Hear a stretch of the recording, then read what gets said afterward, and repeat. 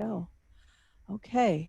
So today we have Jessica Whichard with us from the Food Bank of Central and Eastern North Carolina. She's going to be chatting with us about food insecurity during COVID. She's the communications director at the Food Bank, and she's previously worked in communications for some bigwigs at the Department of Veterans Affairs and also for the Democratic National Convention Committee in 2012.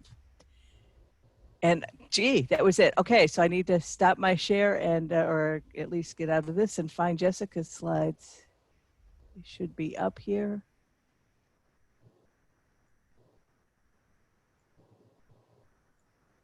Okay, oh, says my screen sharing is paused. Can you see Jessica's slides? Not yet. Not yet. Let me stop and start again. Something that was odd. I've never had that issue before.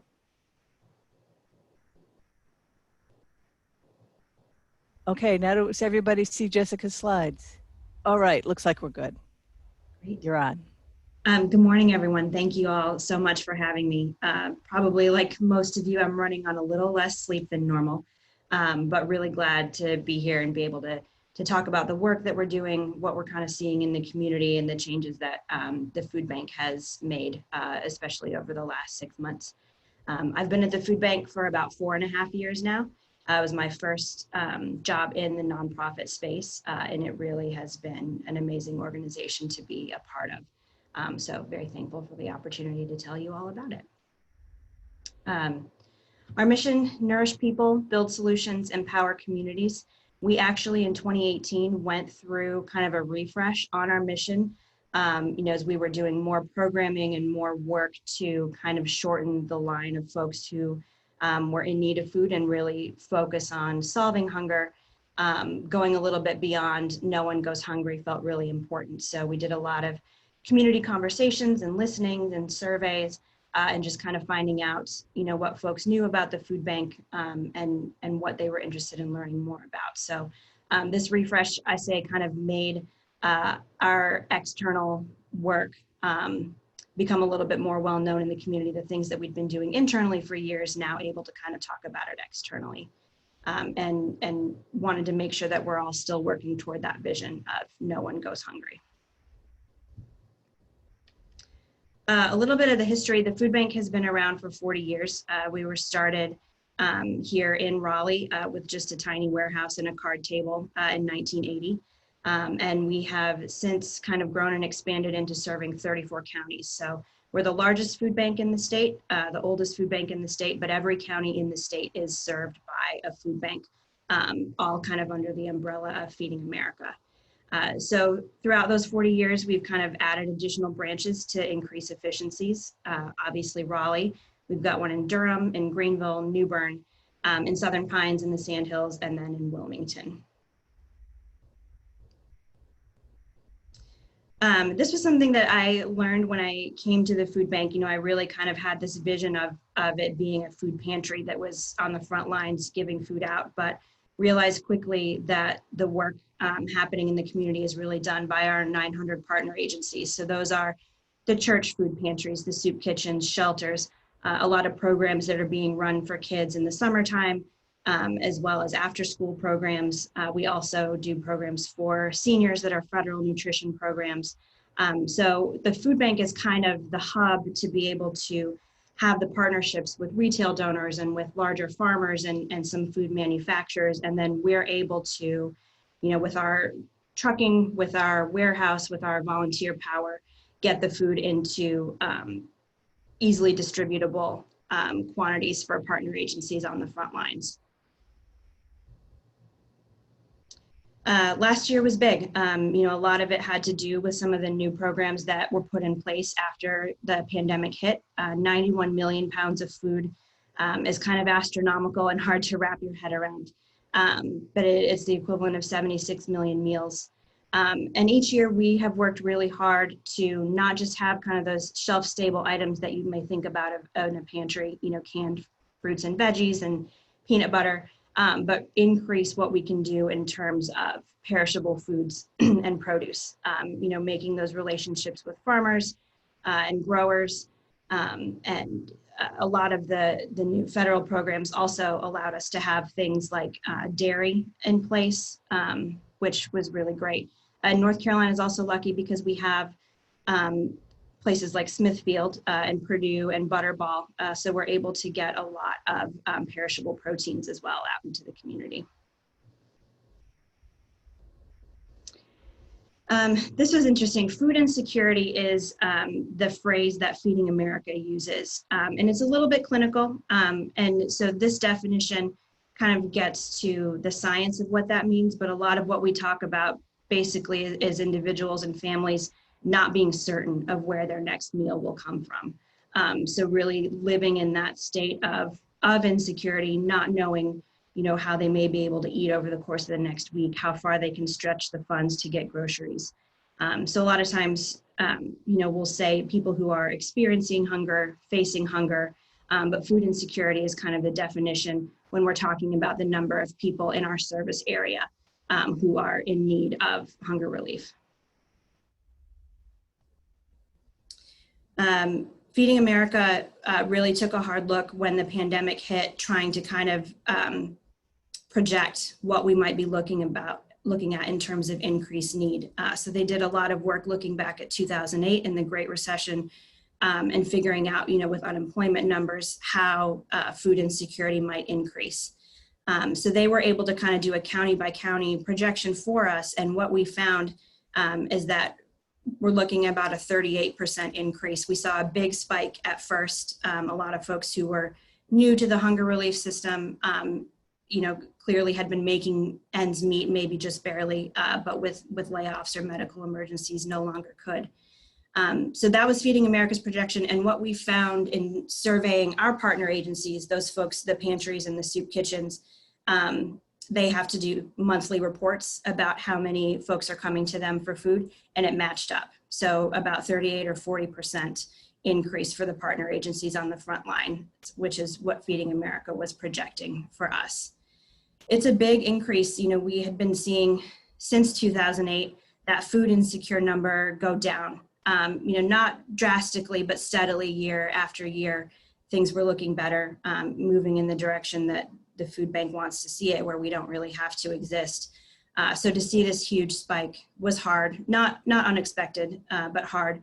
And also trying to figure out what we should put in place to continue the path of that number going down.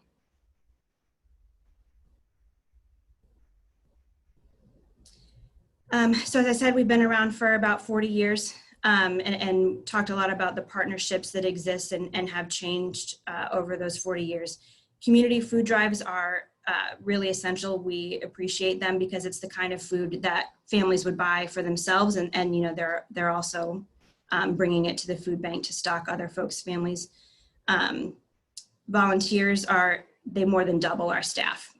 We could not do the work that we do, getting a lot of those bulk items out the door in family-sized quantities, things like giant bins of sweet potatoes, apples, a lot of the box packing that happens for our seniors program or for kind of the COVID relief boxes that we were putting together for schools. All of that is done with volunteers.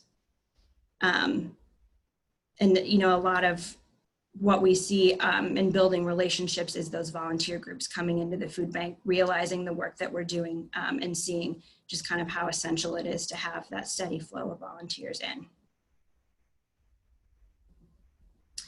Distribution percentages. So as I shared, we're really working to get nutritious food out there and be able to do education around it as well and provide recipes and things like that.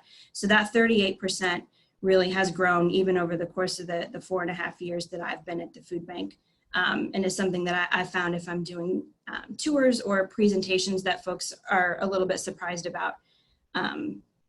Especially, I think, when we were talking about the food supply chain after COVID-19, it was the shelf-stable stuff that was incredibly hard to get. So even just this last year, the agricultural partners increased a great deal, which we were thankful for.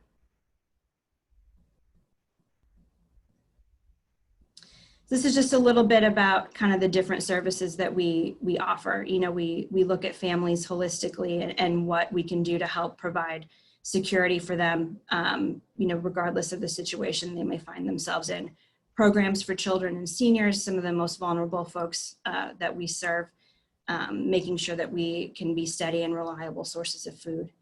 Building nutrition, we, in the last couple years, brought a nutritionist on the team. And so she is just fantastic. And she looks at the food that is in our distribution centers and develops recipes and teaching demonstrations for folks to be able to utilize the types of food that we get in. It can be hard when you don't have a choice. You're coming to the food bank and you kind of have to accept what's there at any given day. And so trying to build that stockpile of recipes and build some skills in around them has been really phenomenal for the work that we're doing. And then building solutions, as I mentioned, we're not just working to get food out the door, but to actually end hunger and make sure that we're looking at root causes and looking at ways that the food bank can do whatever it takes to have hunger not be an issue in our community. COVID-19 changes. So usually those 900 partner agencies would come into our facilities and they would essentially shop kind of, they would look at the freezers and coolers and see what's on the floor and choose what they know the people that they're serving would want. A lot of these partner agencies are led by folks who are 65 and older, and so really became some of the most vulnerable when the pandemic hit. And so to try and keep them safe, we basically changed our entire operation and went to an online ordering system.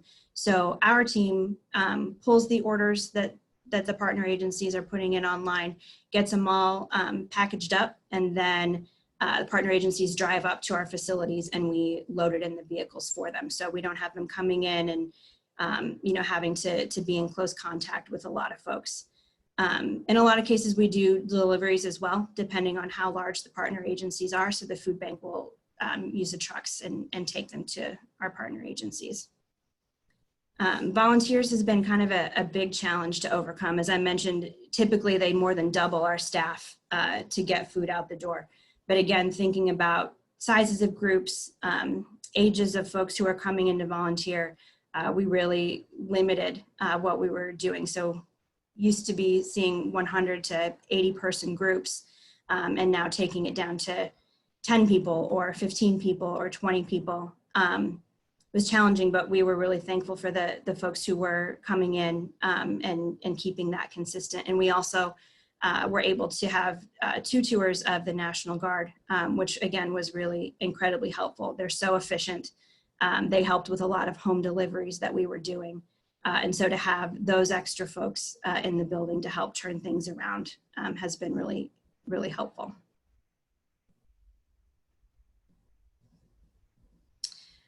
Programs, I think, was really interesting. Probably a lot of you heard about kind of the scramble when schools closed about what to do with those free and reduced price breakfasts and lunches. So for the first time, we really took a hard look at the relationships that we had with schools. A lot of times when we're talking about children's programs, the food bank is working with external partners who are running those after school programs or running summer lunches. So there's not a lot of direct contact with schools, but we were able to link directly with a lot of the school nutritionists and figure out where gaps might be and where we could help. Depending on, again, kind of the age and the vulnerability of their cafeteria staff and who was willing to kind of stay open and keep feeding children, we were able to set up ancillary grab-and-go meal sites, working with K&W, which was fantastic, and working to help places that were trying to do bus routes with meals and packing pre-packaged meals for that sort of thing. So that was really successful and something that we have continued again as schools have gone back partially and still virtual in some cases, but keeping those programs and those relationships open to make sure if there are gaps that we can step in and meet it. And we've also been able to do some of the programs with home deliveries, which we'd never done before. There's a federal nutrition program that's called CSFP, which is a monthly box of food for senior citizens, and they used to be delivered at congregate sites. And thanks to the National Guard and some other volunteer organizations, we've been able to do home delivery so that the seniors who are part of that program don't have to come out in large groups to get their meal boxes. Food supply was a big challenge. I think I mentioned that early on, especially just kind of seeing the domino effect of the pandemic and how everything was so interconnected. Things that we rely on a lot in times of disaster, normally, like the shelf-stable items that can last a long time, things that can be eaten if you don't have access to a stove or a kitchen, all of that became very hard to find. So very expensive, very long lead times. The food bank spent basically its entire purchase program budget in the first 2 months of the pandemic, just trying to keep the flow of food consistent. Donations dried up, our retailers were trying to keep their own shelves stocked. And so those large scale donations that we were used to seeing from grocery stores were no longer there. So that was fairly stressful. And we were thankful to be able to have the funds. The community really knew that we needed to be essential and that we needed those funds to keep coming in. And so we could continue the purchase program, but those lead times are still pretty incredible. We're looking at, 8 weeks for things that used to take 2. So that has been a challenge that continues.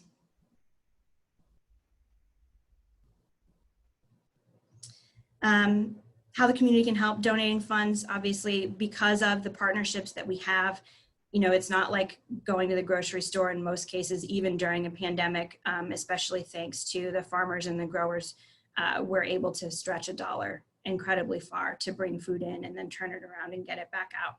And as I mentioned, the food bank, we really didn't know what to expect because this was a different type of disaster. When it's a natural disaster and kind of just pockets of the state are impacted, a lot of the rest of the state, donates and the food bank is top of mind. This was a disaster that impacted everybody across the board. We weren't sure what to expect and how to plan and be strategic, but we really didn't have to worry. And I'm so thankful for that. We were top of mind for so many of our community members and our donors. And it allowed us to keep that flow of food consistent and allowed us to keep purchasing, as I mentioned on the previous slide. Donating food, again, that's essential because it's the type of stuff that you're buying for your own family, and that's what the families that we serve want to have access to as well. And then volunteering, we are still keeping our sessions open. The group size, because of the state changes, has been able to increase a little bit. So if folks are feeling healthy and safe, we would welcome them to come in and volunteer with us.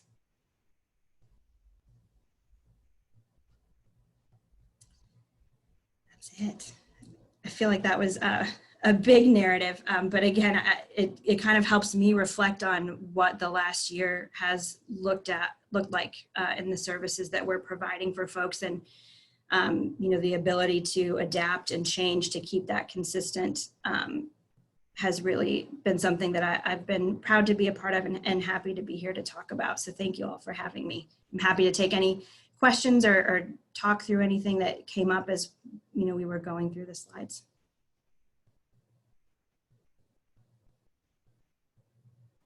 Anyone have any questions? I wrote some down as you were going along, and then of course you answered them as you went a little further. So, so for volunteering now, individuals can volunteer if we go to your website, or groups or individuals? Individuals. Mm-hmm. And what times are generally available for volunteering? Here in Raleigh, and I believe in Durham as well, there are 2 sessions, one beginning at 9 a.m. and one beginning at 1 p.m. Okay, so they're 3 or 4 hours each then? Mm-hmm. Okay. Anybody else have any questions? Or we're just going to be a quiet group this morning?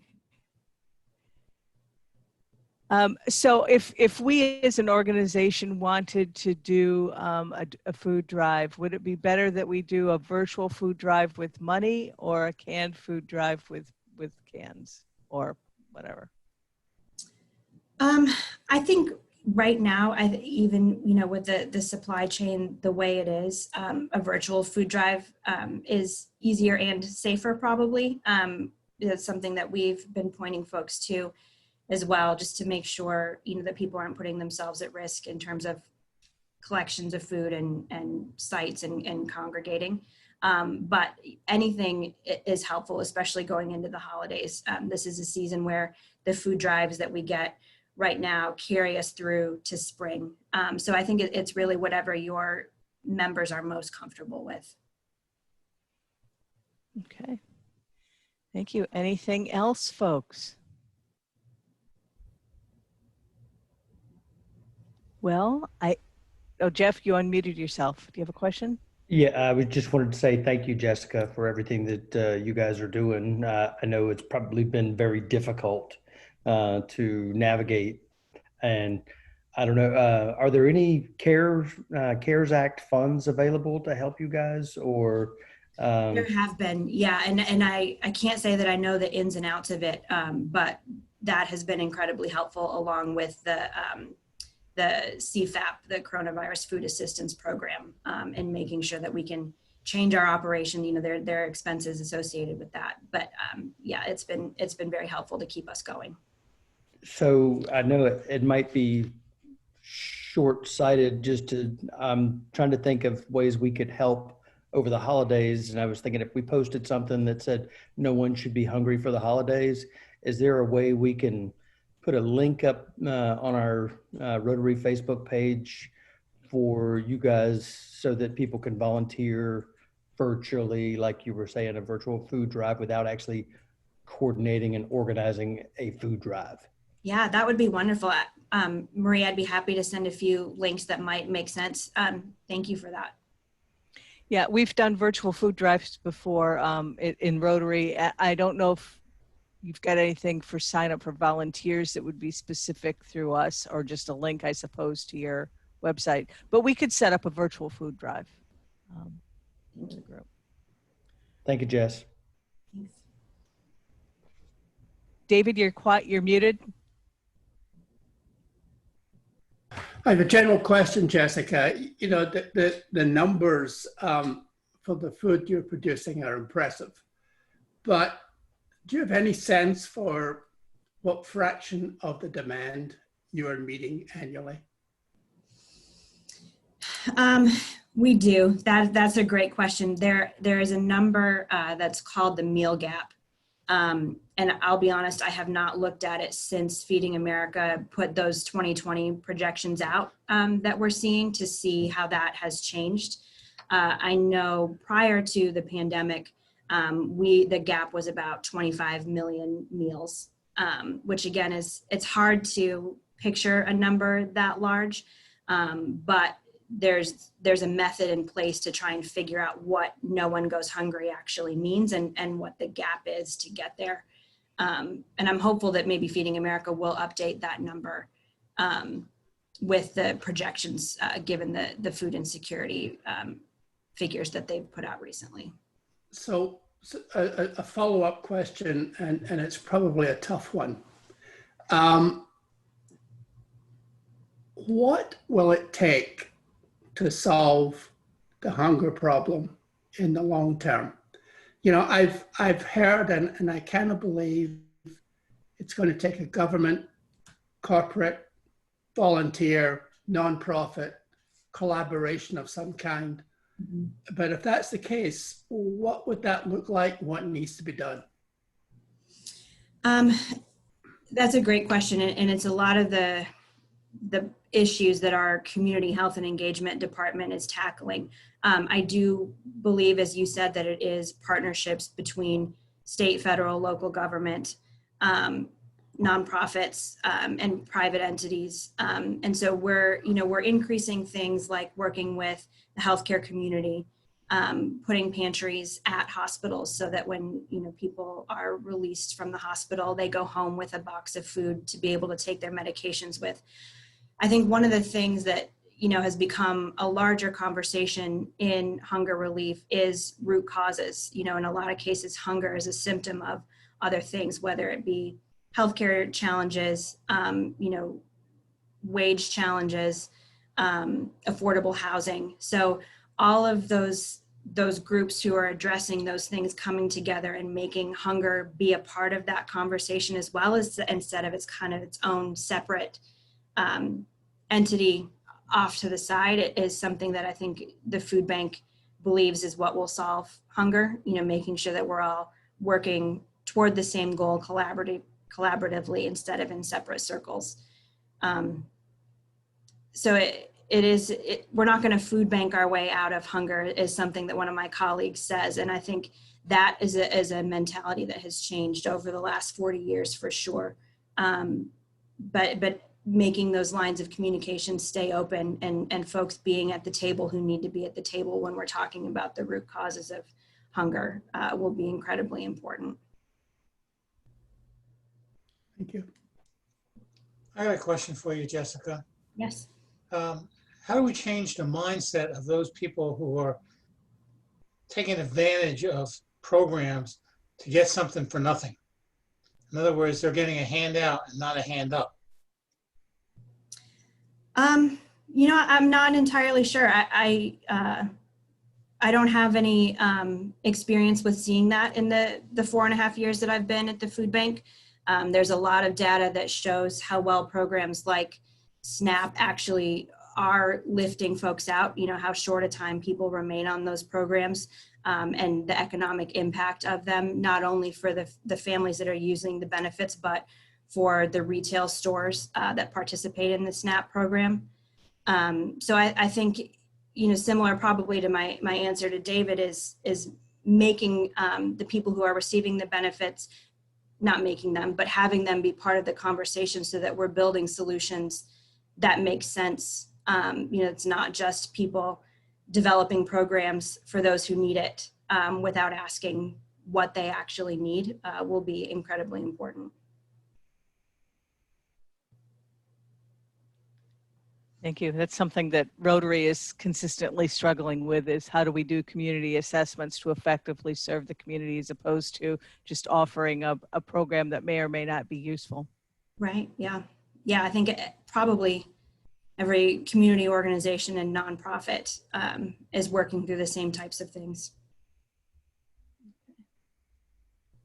Well, if there's no further questions, we'll get to your certificate of appreciation. We thank you very much for joining us. And I will actually email you this so you can hang it on your wall, should this be something that you want to remember. That's wonderful. Thank you so much. I really appreciate that. Well, thank you for joining us. I think we've all learned a lot, and we'll see about starting up a virtual food drive this winter. Thank you so much. Enjoy the rest of your morning. Thanks, Jessica. You're welcome to leave or stay, whichever is better for your schedule. Okay, thanks. I appreciate it. Thank you. Okay, bye-bye. Okay, so stop recording. Thank you. I need to have these reminders.